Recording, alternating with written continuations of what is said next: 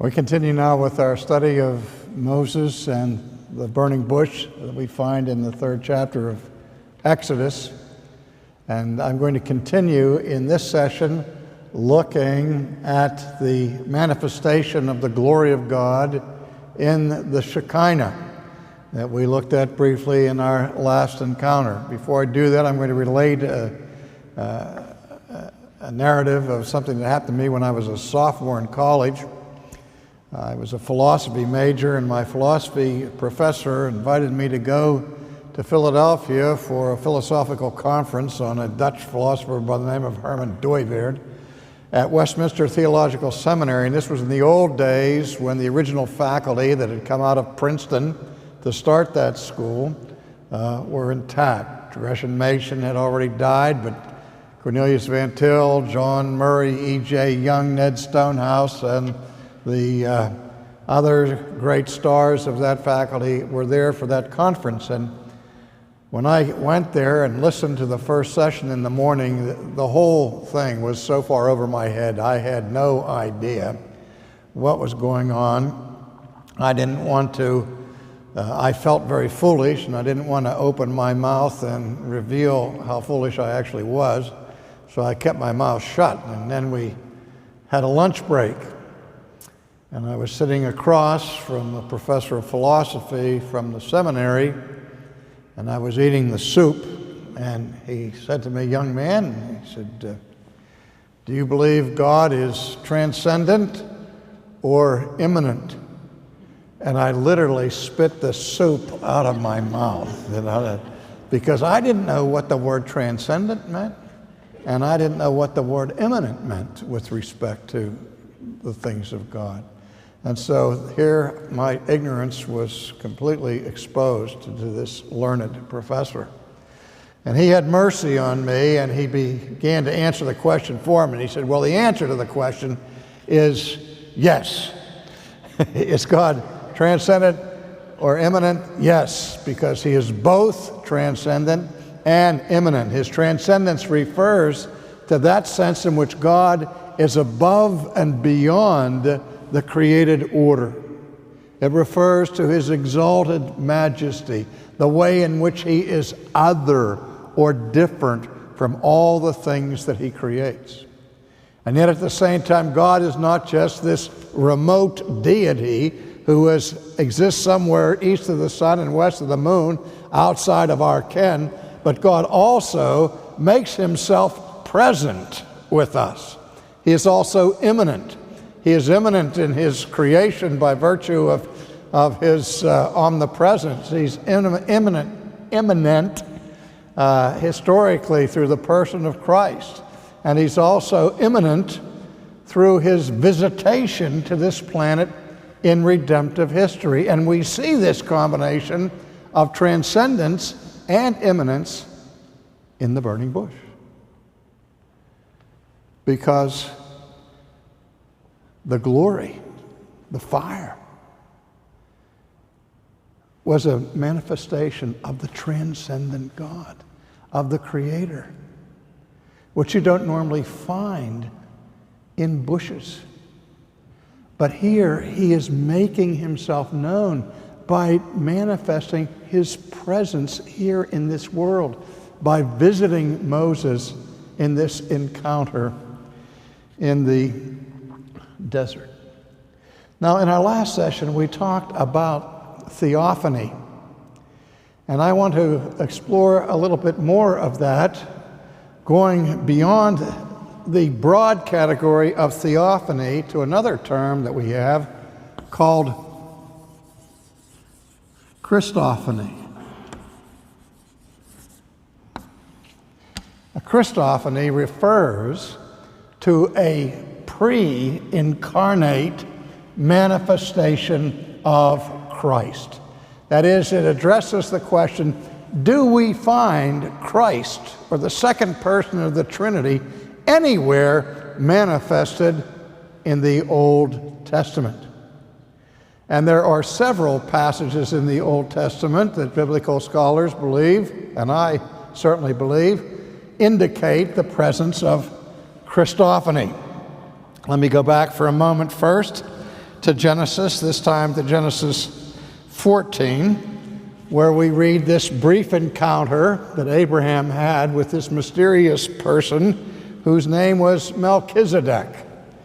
We read in verse 18 of chapter 14, "Then Melchizedek, king of Salem, brought out bread and wine, for he was the priest of the God Most High. And he blessed Abraham and said, 'Blessed be Abram of God Most High, possessor of heaven and earth, and blessed be God Most High, who has delivered your enemies into your hands.' And Abraham gave him a tithe of all that he had." Now, this mysterious figure is very important to the author of Hebrews in the New Testament. Why? Because the Bible teaches that Jesus is not only our king after the line of David, but he is now entered into the heavenly Holy of Holies as our great high priest. And so people raise the question, how can he be a king and a priest? The Davidic king has to come from the tribe of Judah. And Jesus did come from the tribe of Judah. But the priests came through what tribe? The tribe of Levi and Aaron. And so we speak of the Levitical priesthood or the Aaronic priesthood. And since Jesus did not come from that line, questions were arising as how he could legitimately be called the great high priest of his people. Well, as you know, the author of Hebrews answers that question by showing that Jesus is a priest not of the Levitical order, not of the Aaronic priesthood, but a priest after the order of Melchizedek.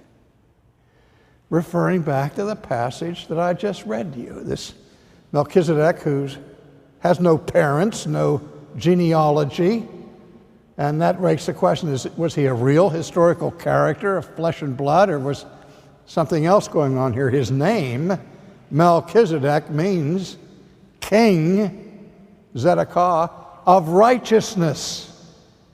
And he is called the King of Salem, which means peace. So this mysterious person is known in the Old Testament as the King of righteousness and as the King of peace. Attributes that the New Testament, of course, apply to Jesus. And Abraham meets this mysterious priest of the Most High God, and he pays a tithe to Melchizedek and receives a blessing from Melchizedek. So the author of Hebrews makes a lot out of this. He says, wait a minute. The greater blesses the lesser, and the lesser pays tithe to the greater. So, in Hebrew categories, it's very plain here that Melchizedek is greater than Abraham. And in Hebrew categories, the Father is greater than the Son, and the Son greater than the grandson, and so on down the line. And so the way the author of Hebrews reasons, he says Levi is lesser than Abraham, lesser than Isaac, lesser than Jacob. Now, if Levi is subordinate to Abraham and Abraham is subordinate to Melchizedek, what does that mean? QED.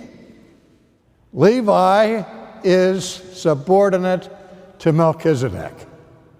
So Melchizedek is the greater priesthood. But again, there are those who think that what we have here in this strange appearance of Melchizedek in the Old Testament, that this is a pre-incarnation manifestation of Christ, of the second person of the Trinity. Then you look in the book of Joshua, another strange encounter that takes place, where we read in Joshua 5, this passage, verse 13, "It came to pass when Joshua was by Jericho that he lifted his eyes and he looked, And behold, a man, and in my English translation, they have man spelled with a capital M. Behold, a man stood opposite him with his sword drawn in his hand. And Joshua went and said to him, are you for us or for our adversaries? I mean, all of a sudden, here's this apparently mighty warrior who shows up that Joshua doesn't know. He's never seen him before. He had no military intelligence of a warrior like this that was going to be fighting for the opposing forces. And when he sees this warrior, he says, who are you? Are you with us or our enemies? And you notice how the answer comes. No. No. Now wait a minute, you got to either be for us or for them. Who are you for? No. I'm not for either one of you. But rather, as commander, as the army of the Lord, or captain of the Lord of hosts, I have now come. I'm from God, Joshua. And what did Joshua do? Joshua fell on his face on the earth and worshiped and said, what does my Lord say to his servant?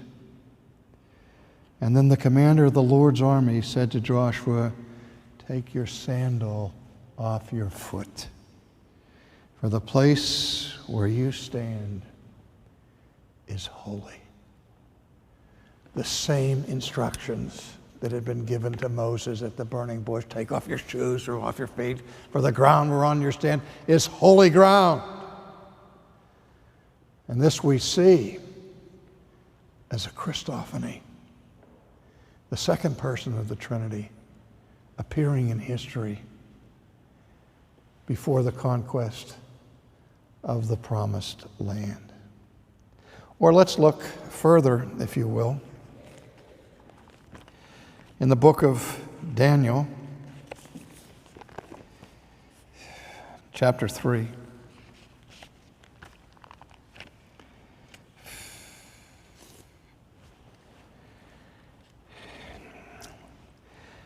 Verse 19, then Nebuchadnezzar was full of fury. The expression of his face changed toward Shadrach, Meshach, and Abednego. He spoke and commanded that they heat the furnace 7 times more than it was usually heated. And he commanded certain mighty men of valor who were in his army to bind Shadrach, Meshach, and Abednego and cast them into the burning, fiery furnace. So these men were bound in their coats, their trousers, their turbans, and their other garments, and were cast into the midst of the burning, fiery furnace. Therefore, because the king's command was urgent and the furnace was exceedingly hot, the flame of the fire killed those men who took up Shadrach, Meshach, and Abednego, the ones who threw them into the fire. But these 3 men, Shadrach, Meshach, and Abednego, fell down bound into the midst of the burning, fiery furnace. And then Nebuchadnezzar the king was astonished. And he rose in haste and he spoke, saying to his counselor, didn't we cast 3 men bound into the midst of this fire? And they answered and said to him, true, O king. And Nebuchadnezzar said, look, I see 4 men loose in there, walking around in the midst of the fire, and they're not hurt. And the form of the 4th is like the Son of God. Christophany, I believe. Second person of the Trinity came into the fire. for his servants Shadrach, Meshach, and Abednego, and protected them from all harm. In the Old Testament, the Shekinah glory and the burning fire that manifested not only Christophany but back to theophany occurs also in the episode of the translation of Elijah into heaven. You remember when his servant Elisha went with him begging for a double portion of the Spirit that had been upon him, and he said, will you come along with thee? If you see me depart, then you know that will come to pass. And at the end of their journey, behold, a chariot of fire appeared in the heavens. And Elisha looked at it and he said to Elijah, my father, the chariot of God. Again, that chariot of fire manifested the divine glory. This was another manifestation of Shekinah that surrounded the presence of God. Again, the chariot of fire was God's mobile throne. His throne was not seen inert, fixed, stationary at some corner in heaven, but his throne could go wherever he wanted it to go. And wherever his throne went, his glory went. And his glory burst out in this radiance of light and of fire. One last one of those. The first chapter of Ezekiel, one of the most enigmatic chapters in all of the Bible, where Ezekiel speaks of his vision of God. It came to pass in the 30th year, in the 4th month, in the 5th day of the month, as I was among the captains by the river Chebar, that the heavens were opened, and I saw visions of God. Verse 4, I looked, and behold, a whirlwind was coming out of the north, a great cloud with raging fire engulfing itself, and brightness was all around it, and radiating out of its midst like the color of amber out of the midst of the fire. The whirling Merkabah, the wheels within the wheels of Ezekiel. Again, a vision of that throne chariot of God surrounded with the splendor of his glory. The burning bush, where Moses first glimpses the Shekinah, is not the last episode. Throughout the book of Exodus, God appears again and again as he leads the people of Israel through the wilderness, through the pillar of cloud by day and the pillar of fire by night. Now, the book of Exodus ends after the tabernacle has been built and established, before it is beginning to be used for worship. First, the glory of God comes and descends into the tabernacle. So when the Shekinah is there, Moses knows that God is there, and it is time for the people to consecrate themselves for worship. But here's the question I want to ask you.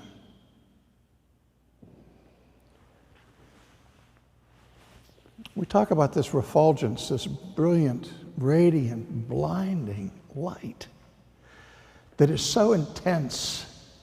The magnitude of the light, so bright, it blinds people and causes fear and trembling to come on. Now my question for you is this: what causes this light?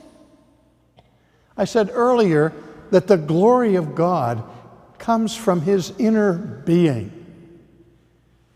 The Shekinah is the outward manifestation of the inward majesty of God. But where does the light come from? What gives it its hue, its transcendent, majestic refulgence? Where does it come from? The author of Hebrews answers that question when it speaks of Christ, where he describes Christ as the brightness of his glory.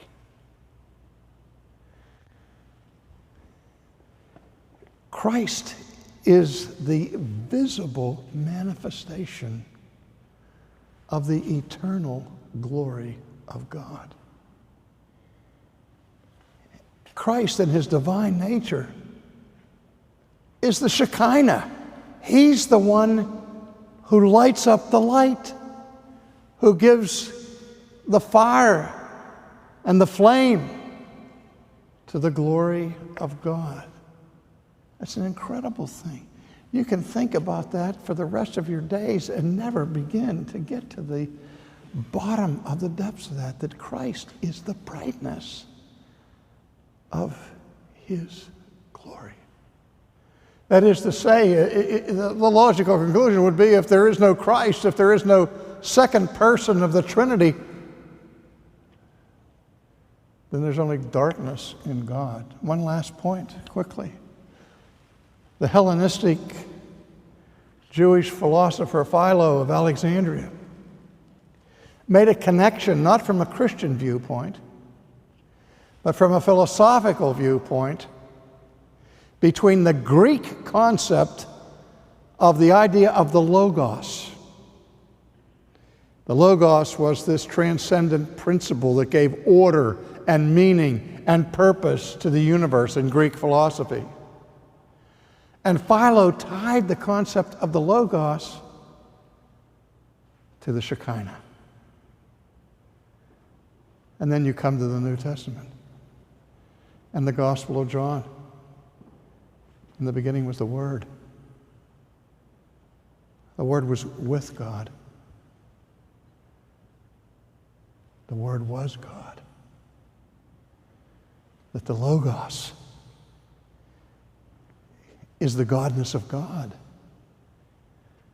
the very brightness of his glory.